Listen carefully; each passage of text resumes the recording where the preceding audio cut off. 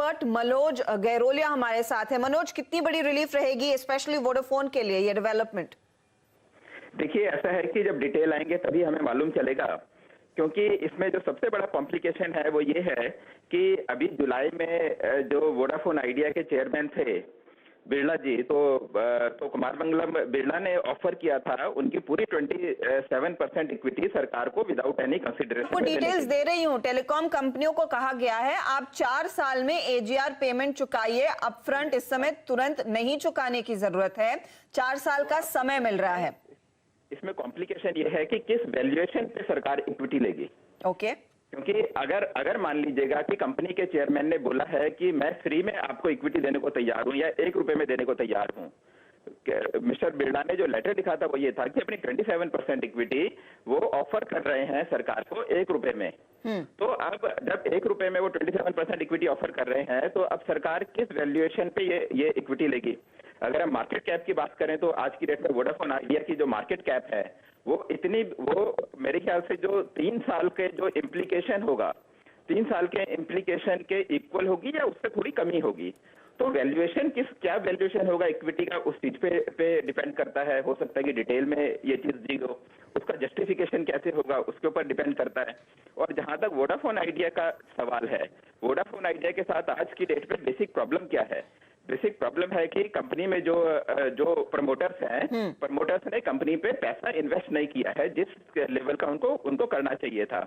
इसलिए आज की डेट में ये काफी पीछे रह गए। और पिछले कुछ महीनों में आपने देखा होगा कि कितने मिलियंस ऑफ सब्सक्राइबर इनके हर महीने शिफ्ट करते हैं एयरटेल में और उसमें जियो में।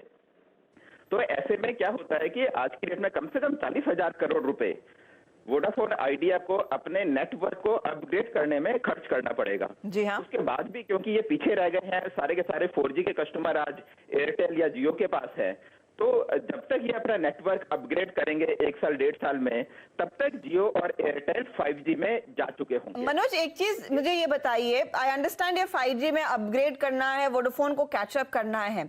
अब वोडाफोन की दिक्कत ये थी कि इन पर ये बोझ था कि इनको तुरंत एजीआर चुकाना है, तो अपने बिजनेस में इन्वेस्ट नहीं कर पा रहे थे। अगर सरकार 4 साल का टाइम दे रही है एजीआर चुकाने के लिए, उसके लिए इवेंचुअली फंड रेज करने के लिए, अपने बिजनेस को बेहतर करने के लिए, क्या वोडाफोन अपने बिजनेस को ऑन ट्रैक ला पाएगी? मेरे को नहीं लगता, क्योंकि आपने देखा होगा कि पिछले 3 साल में वोडाफोन ने अपने नेटवर्क पर पैसा खर्च नहीं किया। एजीआर का फिनोमिना तो अभी ये तो डिसीजन तो 1 साल पुराना है ना, डिसीजन 1 साल पुराना है, लेकिन वोडाफोन ने पिछले 3 साल से ही अपने नेटवर्क को अपग्रेडेशन के लिए उन्होंने जितना पैसा खर्च करना चाहिए था उतना नहीं किया। जी, आपको आज भी मेरे को लगता है कि 40,000 करोड़ रुपए जो इनको नेटवर्क में लगाना है, कम से कम मनोज, आपका थोड़ा सा ऑडियो ब्रेक हो रहा है, तो मैं आपसे अभी इजाजत लेती हूँ। आप कह रहे हैं वोडाफोन के लिए it's not really an easy walk, stock react कर रहा है, लेकिन लंबा सफर तय करना है। आपसे इनफैक्ट आगे भी हम बात करेंगे, जब कुछ और डिटेल्स आएंगे आपके हाथ भी लगेंगे, कुछ और एनालिसिस होगी। याद रखिएगा, वोडाफोन पर कर्ज करीब करीब 2 लाख करोड़ का है, एजीआर भुगतान इनको 62 लाख करोड़ का करना है, और बैंक डेट भी है जो करीब करीब 23,400 करोड़ के आसपास का है। ये वो फिगर्स हैं जो सिर्फ वोडाफोन से जुड़ी हुई हैं, और थोड़ी सी राहत यहाँ पर इनको जरूर मिलेगी। फाइन प्रिंट्स क्या कहते हैं, क्या फाइनल होगा, वो ऑफकोर्स आगे आपके लिए लेकर आएंगे, लेकिन फिलहाल लेंगे एक ब्रेक।